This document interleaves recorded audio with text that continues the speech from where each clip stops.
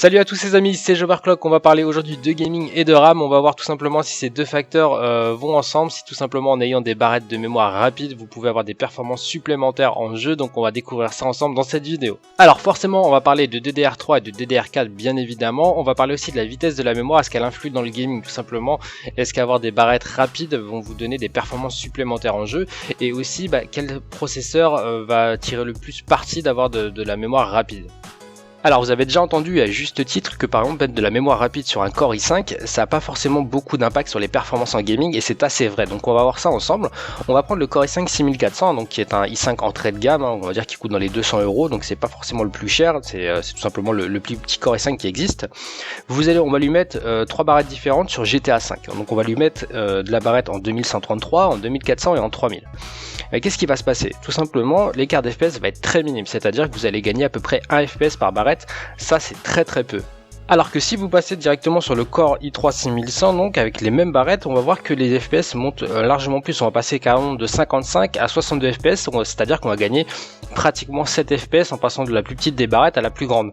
Donc déjà là, c'est un petit peu plus significatif. Alors comme vous avez pu le voir, par exemple le Core i5 profite moins de la mémoire rapide que le Core i3 pour une simple et bonne raison, c'est-à-dire que le Core i5, lorsque vous allez lancer un jeu, il va avoir la puissance nécessaire pour le faire fonctionner de façon optimale, c'est-à-dire si vous lui joignez de la mémoire rapide par exemple, il va avoir les informations certes plus rapidement, les informations vont transiter plus vite, mais lui ça ne lui sert pas forcément à grand chose puisque il traite déjà le jeu de façon très fluide, donc du coup ça impacte très peu les performances. Si vous prenez comme le Core i3 qui a un CPU qui est nettement moins puissant, vous lui mettez de la mémoire rapide, vous voyez bien que ça change les performances parce que tout simplement lui il est déjà en train d'en chier un petit peu sur GTA 5 pour garder l'exemple. Du coup si vous lui faites transiter les informations un petit peu plus rapidement, ça l'aide et forcément ça va vous donner des performances en plus. Donc dans ces benches, je vous mets pas tout parce qu'il faudrait quand même préciser pas mal de choses, la config en règle générale et toutes ces petites choses parce que voilà, on peut être CPU limited, il y a plein de choses à prendre en considération, mais dans le gros, c'est ce que ça va donner. C'est-à-dire que paradoxalement, plus vous prenez de la mémoire rapide, plus vous devez avoir un petit processeur pour en profiter et c'est un petit peu à l'inverse de ce qu'on fait habituellement. C'est-à-dire que si vous prenez une grosse config gaming, vous prenez un i5 6600K par exemple, vous allez forcément dans vos têtes vous dire tiens je prends un gros CPU, autant prendre des bonnes barrettes qui vont avec.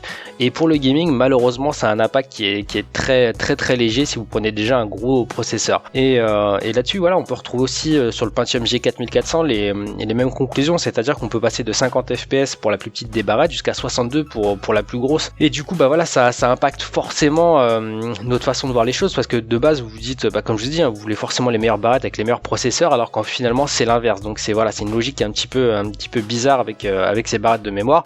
Maintenant on va voir un petit peu la différence qu'il y a surtout maintenant entre la DDR3 et la DDR4, voir si ça se retrouve aussi là-dedans. Allez, on va se faire un petit versus, un petit comparatif entre la DDR3 et la DDR4. Qu'est-ce que ça va donner? Si on prend la DDR3, on prend la plus petite barrette, on va être à 99 FPS. Si on monte sur la plus grande, on va être à 109, donc il y a quand même un écart de 10 FPS, c'est pas négligeable.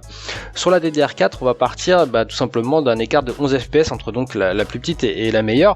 Donc voilà, c'est quand même des écarts qui sont assez significatif, mais on peut remarquer qu'entre la DDR3 et la DDR4 il n'y a finalement pas un grand écart, c'est-à-dire que si vous prenez la barrette moyenne, la 1666 et la 2666, vous avez donc un écart de 6 FPS.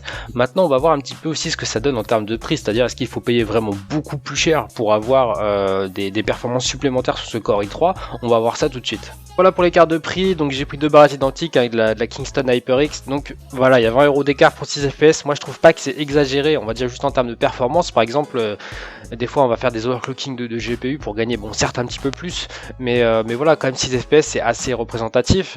Je trouve que 20 € c'est pas énorme. Après il faut prendre ça aussi dans le sens, est-ce qu'une config en i3, si on lui rajoute 20 €, est-ce qu'on peut pas aller chercher peut-être un i5, etc. Donc ça c'est d'autres questions à se poser lorsqu'on se fait sa config, mais on va dire juste en termes de performance, je trouve que 20 € pour 6 FPS dans un jeu c'est cohérent.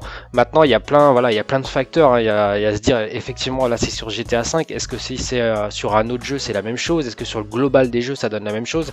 Voilà, c'est plein de choses à prendre en considération. Il y a aussi le fait que forcément quand on a une config gaming en règle générale on privilégie le i5, donc voilà, il y a plein de petits facteurs à prendre en considération, mais si on prend juste le sujet en lui-même, la DDR4 est déjà meilleure, plus chère bien évidemment, mais surtout c'est un petit peu la conclusion de ça, c'est les barrettes de mémoire rapide influencent plus les petits processeurs que les gros tout simplement. Et voilà les amis, c'est terminé pour cette petite vidéo sur les RAM et le gaming. Donc n'hésitez pas à me dire ce que vous en pensez. Est-ce que par exemple vous seriez prêt à acheter un i3 avec de la mémoire un petit peu plus puissante pour gagner en FPS, ou est-ce que ça vous paraît trop cher, ou est-ce que vous préférez tout simplement partir sur du i5 avec de la RAM classique? Donc voilà, c'est plein de questions à se poser, il y a plein de débats à avoir. Donc en tout cas, je vous souhaite de passer une très bonne journée, amusez-vous bien, ciao ciao.